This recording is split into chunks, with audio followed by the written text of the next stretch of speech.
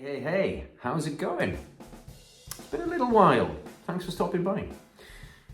You guys know what this video is about. I think you've seen the headline.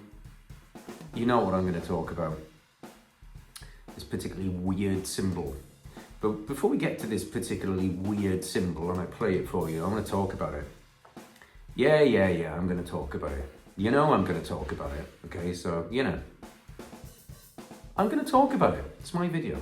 Okay. Carmine Appice. He's the guy who sort of came up with this cymbal. Are we fans of Carmine? I'm a big fan. I've been listening to him since I was a kid. I got into him through the Blue Murder albums. If you don't know Blue Murder, you have to check them out. I'm guessing some of you do. If you're of a certain age and you're into rock music, you're going to know who they are. So this is the band that John Sykes formed after he was booted out of Whitesnake, very kindly after writing their biggest selling album, 1987. So he was booted out of Whitesnake, formed Blue Murder with Tony Franklin on bass and Carmine on drums, and what a debut album. You have to check it out. It's one of the greatest debuts of that era. It's one of my favourite albums of all time. Still listen to it quite a lot. Amazing. Yeah, so I got into him through Blue Murder, but obviously, you know, Vanilla Fudge, Cactus, Beck, Bogart and Appice, Rod Stewart, Pat Travers, Ozzy Osbourne. You know, the guy's done everything. Wrote the biggest selling drum book of all time, Realistic Rock. He's done everything. Got Bonham his first Ludwig endorsement. Got Bonham his first Ludwig endorsement and got Bonham his first Ludwig endorsement. Okay? Carmine. One of the originals.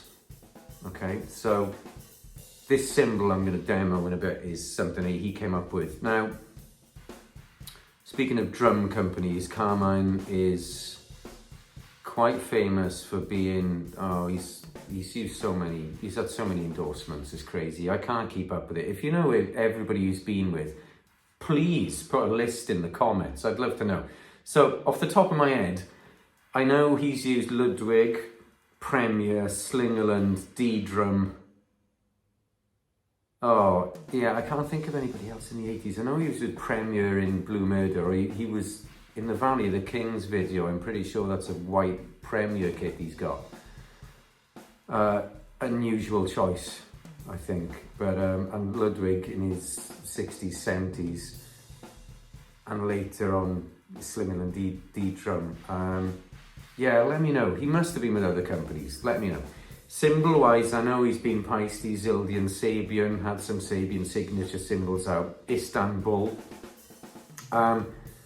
This cymbal, though, and I'll show you what it is because it's so cool. This cymbal, look at that. I mean, what? Okay, so Ddrum put it out. He's got it. There you go, like that. And it's signed as well. That's why I bought it. It's signed. Okay, but look at that. It's mad. Totally mad. I've never seen a cymbal like that before. So it's the Ddrum Shade. This is a 15-inch version. There was a 12 as well, but this is a 15. Okay, super light. I think it's a brass cymbal. I think it's brass. The story goes that Carmine saw, I think he was, why would you be in a lampshade factory? I mean, just why? And then why would you decide to turn one into a cymbal? I don't know. That's the story I've heard him say. It's based on a lampshade. I mean, no, really? Look at it. So, that's a bit dusty as well.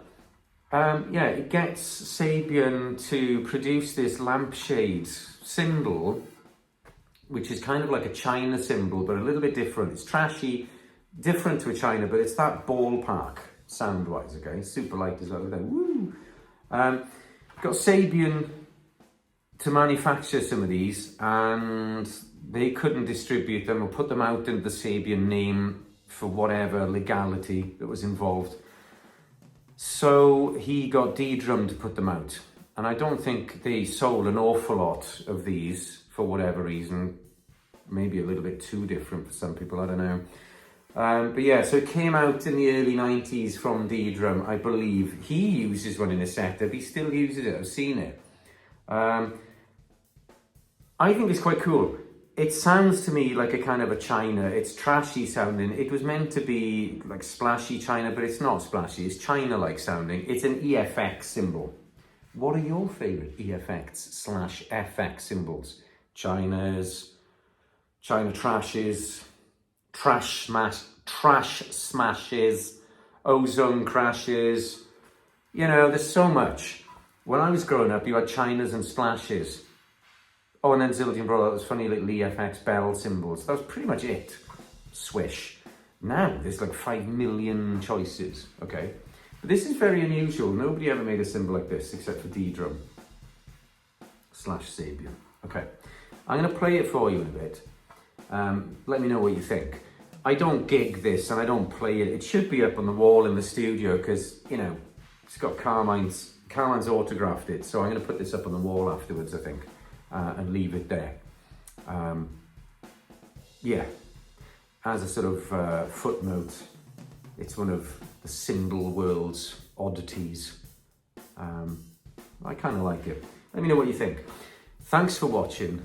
Most appreciated. Thanks for commenting. I get loads of you guys commenting and I love reading your comments and interacting with all of you. Please subscribe as well. That would be awesome. Thanks again. This is what the cymbal sounds like.